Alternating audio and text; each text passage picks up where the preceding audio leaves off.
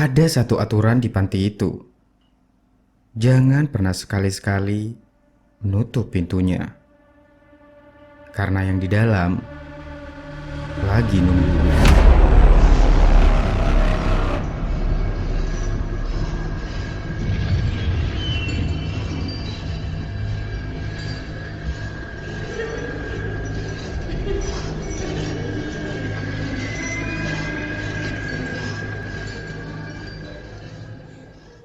Cuy, lu pernah gak sih ngerasa ada satu tempat yang sebenarnya tuh biasa aja, tapi lu tahu, lu itu gak boleh sendirian di situ. Bukan karena gelap, bukan karena horor kayak di film-film, tapi karena ada sesuatu yang nungguin lo. Gue dapat cerita ini dari salah satu orang yang pernah kerja di panti asuhan di Jawa Timur. Dan jujur aja cuy, cerita ini merupakan salah satu cerita yang bikin gue gak nyaman sih buat ceritain ini sendirian. Panti asuhan itu berdiri sejak tahun 90-an. Bangunannya udah tua, catnya udah mulai ngelupas, tapi bangunannya ini masih layak cuy. Dan anak-anak panti asuhan di sana itu biasa aja. Ya bermain, ribut, ketawa, kecuali satu anak. Namanya gak ada yang tahu pasti. Semua orang di panti asuhan itu nyebut dia yang di kamar belakang. Pertama kali ditemukan, dia itu sudah ada di sana, duduk di atas kasur tipis, pakai kaos abu-abu hitam, celana jeans sobek, rambutnya berantakan dan berwarna hitam. Dan yang bikin semua orang merinding, dia itu gak gerak sama sekali. Hari pertama, mereka ngira anak itu shock. Hari ketiga, mereka ngira anak itu sakit. Dan di hari ketujuh, mereka mulai sadar. Itu bukan hal yang normal. Anak itu gak makan, anak itu gak minum, dan anak itu gak tidur. Tapi, dia itu hidup. Dadanya naik turun secara perlahan seiring nafasnya. Dan matanya selalu ngikutin. Kalau lo masuk sendirian ke kamar itu, anak itu bakalan ngeliatin lo. Gak peduli lo jalan kemana, posisi matanya selalu ngikutin lo. Dan anak itu gak pernah kedip.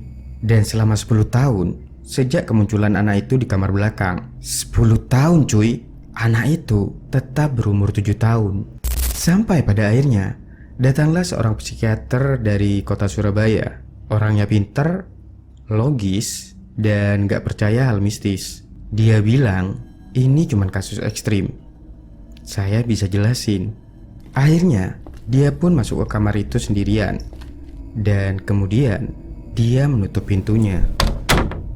Di luar kamar anak tersebut, para perawat panti asuhan sedang menunggu. Selama 30 menit itu, gak ada suara, gak ada teriakan, dan gak ada apa-apa.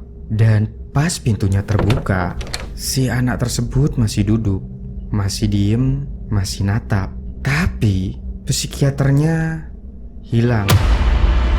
Dan anak itu sekarang kayak yang berumur 9 tahun.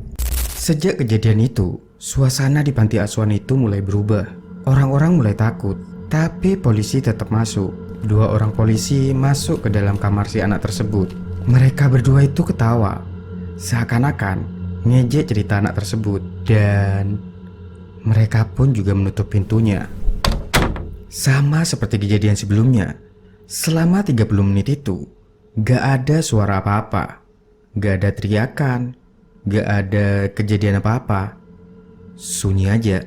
Dan pas pintunya terbuka, 2 orang polisi yang tadi masuk sudah hilang. Dan anak itu masih dengan posisi yang sama, tapi sekarang sudah jadi anak remaja. Kulitnya lebih gelap, matanya lebih dingin, dan lebih penuh amarah. Dan yang paling parah lagi, suasana di kamar itu makin berubah. Dan sejak kejadian itu, kadang terdengar suara. Suaranya itu pelan, kayak dari tenggorokan, kayak sesuatu yang lagi nahan lapar. Satu lagi.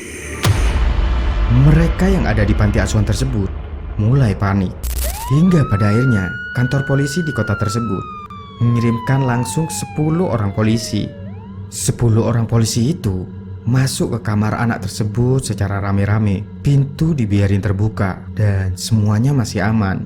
Sampai ada salah satu anak kecil dari panti asuhan tersebut jalan pelan ke pintu kamar tersebut. Mata si anak kecil tersebut tuh merem, kayak anak kecil lagi tidur sambil jalan. Dan dia itu tiba-tiba menutup pintu kamar tersebut. Dan di detik itu juga suara dari dalam kamar itu berubah. Gak lagi kayak suara manusia, tapi suaranya itu lebih dalam dan lebih berat. Satu lagi. Dan di saat pintu kamar tersebut dibuka paksa cuy, yang di dalam kamar itu sudah bukan anak itu lagi. Cuman tinggal kasur kosong, tembok penuh goresan, dan di tengah-tengah ruangan ada bekas sesuatu yang ukurannya itu gak mungkin manusia. Dan 10 polisi tadi juga hilang. Dan sejak hari itu kamar itu pun disegel, dipaku, ditutup rapat. Tapi suara itu gak pernah hilang. Kalau lo coba tempelin telinga ke pintu kamar tersebut, lo bakalan denger suara nafas yang berat. Dan pelan-pelan bisikan itu kembali lagi. Satu lagi. Dan sekarang cuy, panti asuhan itu masih ada, masih aktif. Dan anak-anak di panti asuhan itu normal. Tapi begitu lo tanya soal kamar belakang, mereka semua itu bakal diem. Dan yang lebih aneh, jumlah anak di sana selalu pas, gak pernah kurang dan gak pernah lebih. Kayak setiap kali ada yang hilang, selalu ada yang menggantikan. Dan kalau suatu saat lo pergi ke sana dan lo itu ngerasa ada yang merhatiin lo dari jauh, jangan pernah nengok ya. Karena mungkin yang merhatiin lo itu bukan anak panti, tapi sesuatu yang lagi ngitung. Satu lagi. Yap, dan itu tadi cuy adalah adaptasi cerita dari salah satu cerita creepypasta dengan judul One More for the Orphan. Sebelum berpisah, jangan lupa like dan share video ini. Dan jangan lupa juga klik tombol subscribe dan lonceng notifikasinya agar tidak ketinggalan video-video selanjutnya. Gue Mo, see you next time and peace out. Shadows grow where the light can't